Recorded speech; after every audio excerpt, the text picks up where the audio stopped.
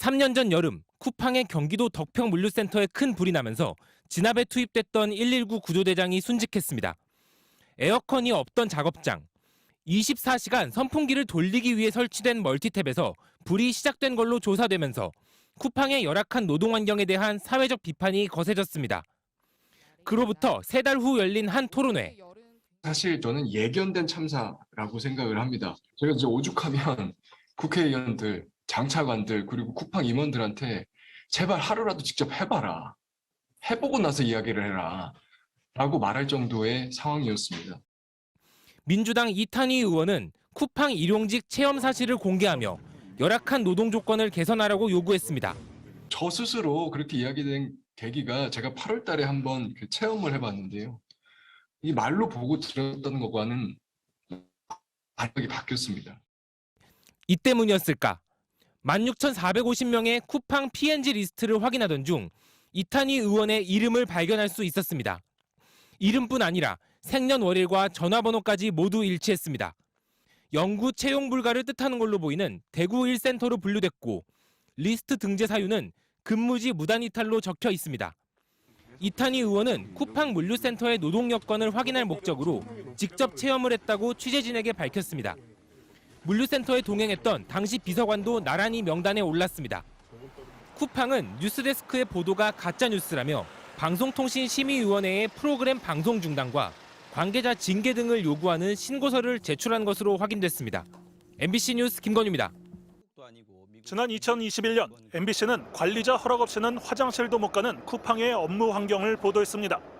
과로사 등 쿠팡에서 일하던 노동자들이 잇따라 숨진 사건을 계기로 이뤄진 탐사 보도였습니다. 방송이 나간 2021년 2월 21일 바로 당일 쿠팡 블랙리스트에는 취재기자의 이름이 새로 등록됐습니다. 여기입니다. 네. 이거 생년월일하고 네. 전화번호 맞아요? 딱 맞네. 네. 사유는 회사 내부 정보 외부 유출입니다.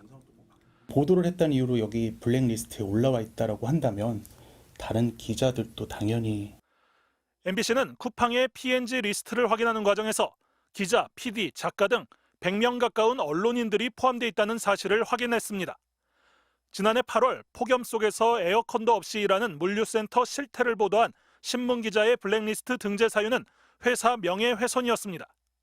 취재 활동을 하는 거고 아기를 갖고 취재를 하는 건 아닌데 상당히 충격적이고 네, 놀랍긴 하네요 지금. 코로나가 기승이던 2020년에도 방역의 허점을 현장 취재해 보도한 기자들이 무더기로 블랙리스트에 올랐습니다. 내부 정보 외부 유출, 회사 명예훼손, 기밀정보 유출과 허위사실 유포라는 사유가 붙었습니다. 대부분 쿠팡의 문제점을 지적한 언론인들이었습니다. 지난해 9월 27일 이날 하루 동안에만 71명의 기자들이 무더기로 명단에 등록됐습니다. 사유는 모두 동일하게 허위사실 유포였습니다.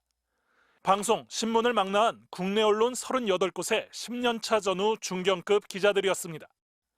이상한 건 이들 중엔 쿠팡 관련 기사를 쓴 적이 없는 기자들도 포함돼 있었습니다. 쿠팡 관련해서는 뭘 쓰거나 취업을 하거나 그런 적은 전혀 없었죠.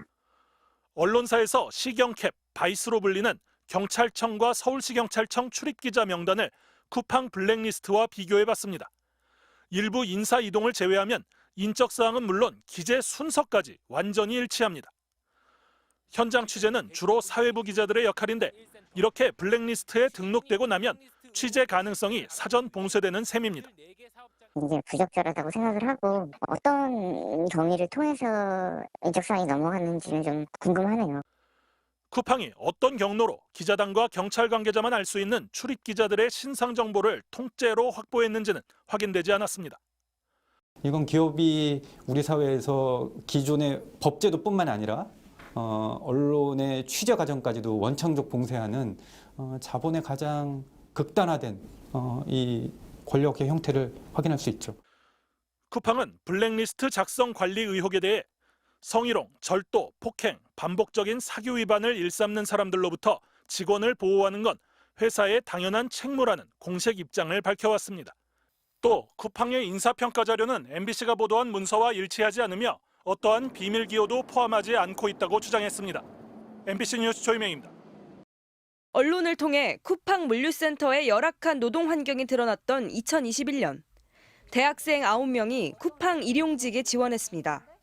수도권의 여러 물류센터에서 최장 한 달간 일하며 쿠팡을 몸으로 체험했고 유튜브를 통해 경험을 공개했습니다. 근무 시간이 8시간, 9시간 정도가 되는데 그중에서 식사 시간 외에는 휴식 시간이 따로 주어지지 않거든. 그리고 이틀 뒤 직접 겪은 쿠팡의 노동 실태를 증언했습니다. 무거운 것들을 계속 들어야 되고 또 덥고 물을 마시지 못하거나 혹은 화장실을 가거나 이런 것들도 관리자들이 허락을 맡아야 되는, 거기서 느꼈던 것들은 군대 문화와 거의 흡사했다. 불합리한 요구를 무조건적으로 강요하는 문화. 하루에도 몇 통씩 오던 쿠팡 구인 문자가 끊긴 건 바로 그날부터입니다. 참가자 가운데 실명을 공개한 2사람만 그랬고 2년이 훌쩍 지난 지금도 마찬가지입니다. 딱 9월 9일을 기점으로 그 문자가 오지도 않고, 그래서 제가 이게 증언대회에 참여해서 혹시 뭐 블랙리스트에 오른 건가 싶어서 일부러 지원을 해봤어요. 2-3번 정도는 아무 연락이 없다가 마지막에서는 채용 인원이 이미 찼습니다 이렇게 오더라고요. 그래서 이게 뭔가 있구나. 실제 2사람은 유튜브에 증언대회 영상이 올라온 바로 그날 쿠팡 P&G 리스트에 모두 올랐습니다. 영구 채용 불가를 뜻하는 대구 1센터로 분류됐고 구체적인 사유는 허위사실 유포였습니다.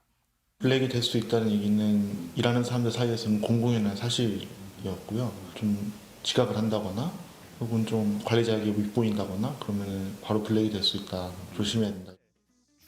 역시 대학생 쿠팡 체험단으로 활동했던 김인영 씨. 한 달 뒤 다른 유튜브 채널에 출연했습니다. 당시 실명 그대로 인터뷰했는데 바로 이틀 뒤 P&G 리스트에 올랐습니다. 그때 2년 전이니까 한 2학년 때일까요. 동의 과정도 전혀 없었고 심지어 저도 모르고 2년 후에도 보관하고 있다는 거는 불쾌하기도 하고. 쿠팡에 대한 비판은 유튜브에서조차 자유롭지 못했습니다. 일반 시민까지 대상으로 한 사실상의 광범위한 표적 사찰이 아니냐는 비판까지 제기됩니다. 일반 시민을 대상으로 한 감시나 통제가 이루어졌다는 점이 굉장히 더 큰 문제라고 생각이 들고요. 사실 일해본 사람들이 정확하게 이야기를 할 수가 있는데 정보를 전달하는 사람들이 그러니까 재고용이 안 된다는 거죠. 직접 일해보고 느낀 사실을 말해도 허위 사실을 유포했다고 규정한 쿠팡 앞에서 청년들은 취업길마저 불안해집니다. 쿠팡이 악의적으로 사용하려고 만든 제 개인정보잖아요. 타 기업 등에. 이런 이가 좀 불순한 생각을 가지고 있으니 기업에 해를 끼치니 취업시키지 말라는 식으로 명단을 공유할 수도 있는 거잖아요. 취업길이 막히는 거 아닌가 이런 사실 생각이 들더라고요. 나도 쿠팡 블랙리스트에 올라와 있는지 누구도 예상할 수 없는 상황.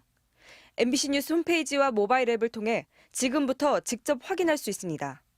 MBC 뉴스 정혜인입니다.